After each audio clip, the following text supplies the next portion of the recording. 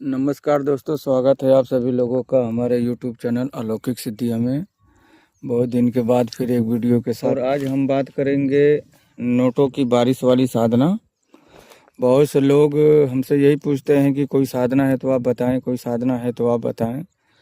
एक साधना है नोटों की बारिश की, तो वैसे तो कई साधना है, लेकिन एक छोटी सी साधना आपको बता रहा हूँ। अब इसमें नोटों की बारिश कितना हो सकता है ये आपके ऊपर डिपेंड करता है कि आप कितना मतलब पचा सकते हैं, कितना खा सकते हैं आप। तो ये एक छोटी सी साधना है, बहुत ही खूबसूरत साधना है, प्रेत की साधना है ये। और इसके माध्यम से नोटों की बारिश की जा सकती है। और जो नोट आते हैं वो लाइफ टाइम तक ही टिकते हैं। कुछ कुछ तरीकों में ऐसा होता है कि उनकी 90 दिन की वैलिडिटी होती है, किसी की 3 साल की वैलिडिटी होती है, 3 साल के बाद चले जाते हैं। तो ये जो साधना है ये भी 3 साल तक ये सामान आपके पास रहेगा और 3 साल के बाद ये खुद ब खुद निकल जाएगा। इसके द्वारा आप जहाँ भी जो भी प्रॉपर्टी लेना चाहते हैं, खरीदना चाहते हैं, जहाँ इन्वेस्ट करना चाहते हैं, वो तो रहेगा ही रहेगा। लेकिन जो बच गया उसमें, चाहे 1 रुपया बचे, 2 रुपया बचे, वो सब चला जाएगा जब उसकी अवधि पूरी हो जाएगी तब। तो इस साधना को करने के लिए देख लीजिए, ये प्रेत की साधना है। सबसे पहले तो आपको बता देता हूँ, प्रेत के नाम से आपको भागने की और डरने की आवश्यकता नहीं है। और ये साधना मात्र 1 दिन की है। ये अमावस्या के दिन की जाने वाली साधना है, या फिर किसी भी शनिवार के दिन आप इसे कर सकते हो। यह रात्रि को 10 बजे से लेकर के 1 बजे के बीच में आप इसे कर सकते हैं। ये साधना कहाँ पे की जाएगी ये भी सुन लीजिए। इसे आप अपने घर में भी कर सकते हैं, लेकिन ध्यान रहे, घर में करना है तो किसी भी प्रकार का कोलाहल ना हो, जैसे हल्ला गुल्ला, बच्चों का रोना, कोई बुला रहा है, कोई चिल्ला रहा है, तो ऐसा नहीं होना चाहिए। एकदम शांत वातावरण होना चाहिए, खटर पटर की आवाज़ ना हो। इसके अलावा आप इसे शिव मंदिर में भी कर सकते हो। इसके अलावा आप भैरव जी का मंदिर है वहाँ भी कर सकते हो। और इसके अलावा आप शमशान में भी जा कर के कर सकते हो। आपको जहाँ उचित लगे, शांति प्रिय स्थान होना चाहिए, आप वहाँ जा कर के आप इस साधना को कर सकते हैं। इस साधना को करने के लिए सर्वप्रथम आपको गुरु दीक्षा की ज़रूरत पड़ेगी। तो अगर आपने गुरु दीक्षा लिया हुआ है पहले से तो अच्छी बात है, अगर नहीं लिया है तो आपको गुरु दीक्षा लेना होगा।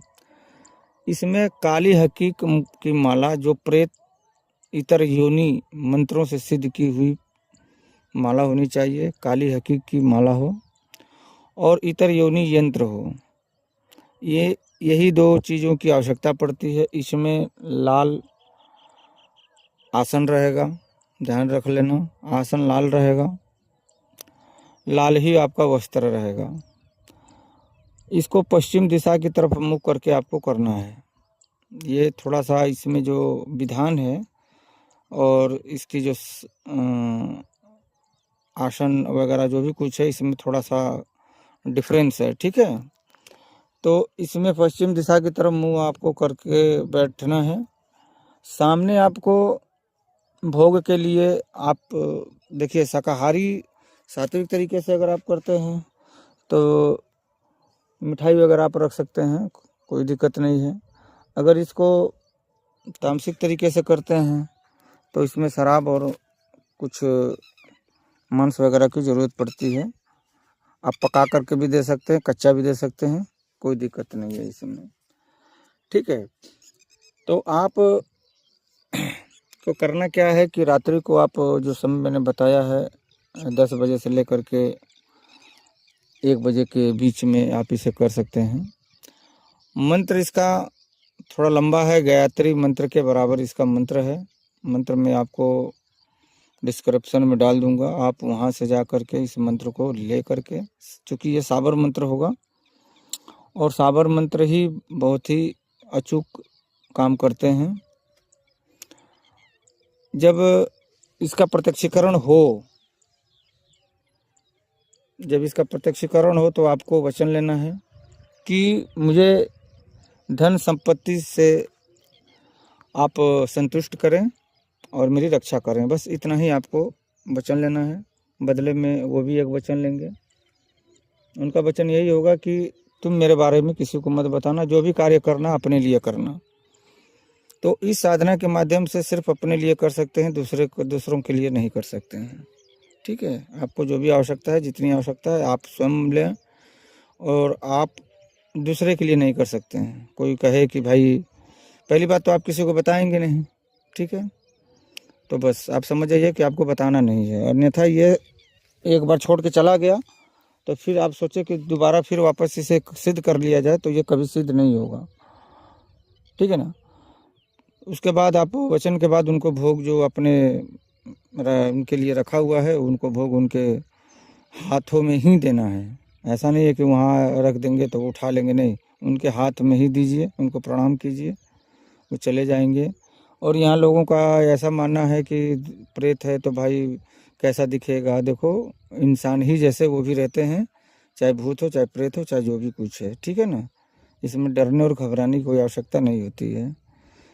एक ही माला में ये सिद्ध हो जाते हैं। ध्यान रखना, सुरक्षा घेरा जरूर लगा देना, क्योंकि जब वो आते हैं तो उनके साथ में 2-4 लोग पहले आते हैं, तो वो थोड़ा उत्पात मचाते हैं। तो सुरक्षा घेरा आप अपना लगा लेना, आपके पास जो भी सुरक्षा घेरा है उसे लगा लेना। लगाने के बाद जो है आप सामग्री पूरी, अपना भोग वगैरह जो भी कुछ है वो सब आपके घेरे के अंदर ही रहेगा। एक बार घेरा लगा लिया तो अब ऐसा ना हो यार माचिस छूट गया तो ये छूट गया तो वो छूट गया, नहीं, पूरी सामग्री अपने पास रखिए। रखने के बाद ही जा कर के चारों तरफ रिंग लगाइए, घेरा लगाइए। उसके बाद आप अपने गुरु मंत्र की एक माला का जाप करें, एक माला गणेश मंत्र का जाप करें, एक माला शिव जी का जाप करें। ठीक है, शिव मंत्र का जाप करें, तब जा कर के इनकी जो है कि प्रेत की जो मंत्र है उस मंत्र का आप एक माला जाप करें, ये साधना सिद्ध हो जाती है। ये कोई भी सिद्ध कर सकता है, साधक नया हो पुराना हो, कोई दिक्कत नहीं है इसमें। सिर्फ ज़रूरत इसमें 2 चीज़ की है, ध्यान रखना, सामग्री की। एक तो इतर योनि माला होनी चाहिए जो कि काली हकीक की हो, इतर योनि मंत्रों से सिद्ध की हुई माला हो, और दूसरा इतर योनि यंत्र।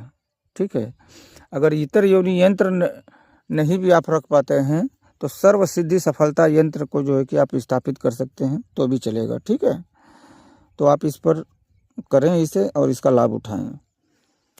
जय महाकाल, जय मां कामाख्या।